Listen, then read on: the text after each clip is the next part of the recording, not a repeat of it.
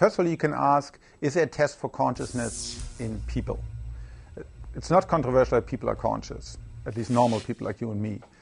Of course, there's a question, what about a monkey? How do I really know a monkey is conscious or a dog is conscious?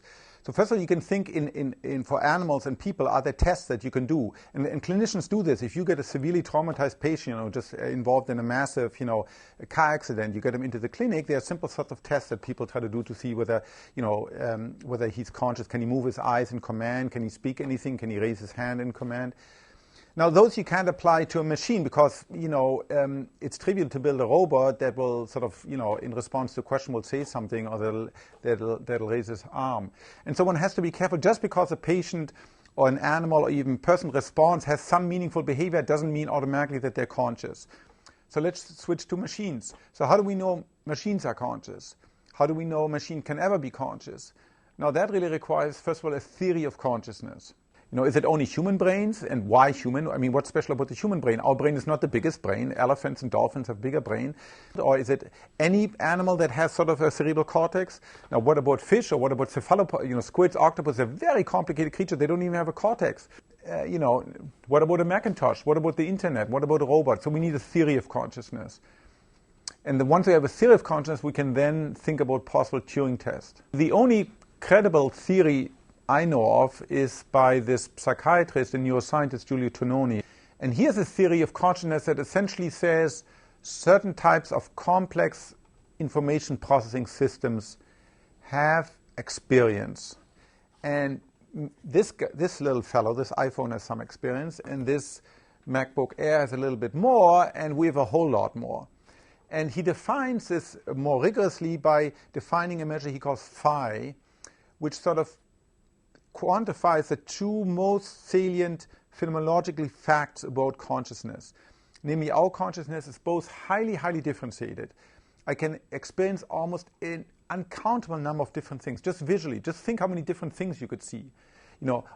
Every frame of every possible movie you've ever seen, every frame of every movie that's ever going to be made till the end of time.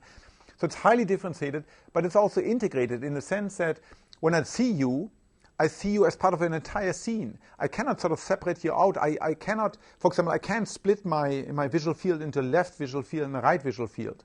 So if we can somehow replicate this by building things, by building computers or robots that have similar functional connectivity, we should be able to build a machine that has consciousness and ultimately, of course, a machine that has higher, that exceeds in its conscious repertoire, in its consciousness that exceeds us.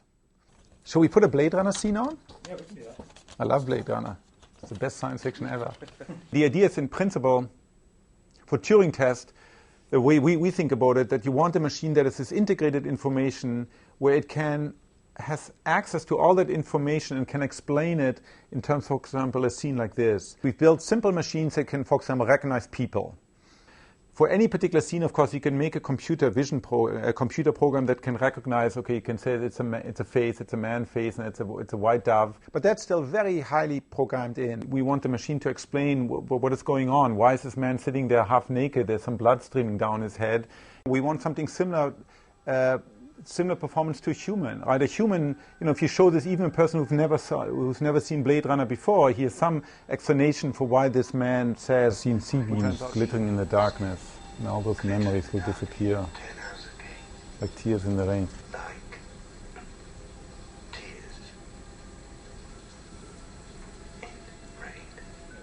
Not only this image, but like say every other image. Every possible image, because that's, you show me any image and I can say, as long as it's a meaningful image, that has meaningful objects in it, I can say something meaningful about it.